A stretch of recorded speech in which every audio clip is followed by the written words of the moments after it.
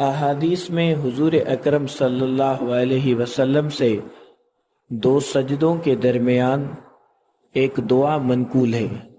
تو مختلف احادیث میں مختلف الفاظ آئے ہیں، لیکن جو ابو داؤد شریف میں الفاظ آئے ہیں وہ یہ ہیں: اللہم اغفر لی وارحمنی وعافنی واہدنی وارزقنی۔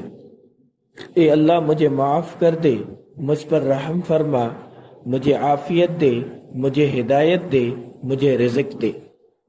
تو یہ دعا ایسی ہے کہ انسانی ضروریات کی تمام چیزیں اس میں آ گئی۔ ہر کوئی چاہتا ہے کہ میری مغفرت ہو، مجھ پر اللہ تعالی رحم بھی فرمائے، اور جسمانی حوالے سے میں صحت مند اور توانا بھی رہوں، اور اللہ تعالیٰ مجھے ہدایت بھی عطا فرما دے، اور رزق کی ضرورت بھی ہر انسان کو ہے۔ تو اس میں تمام چیزیں آ گئی، اور نماز کا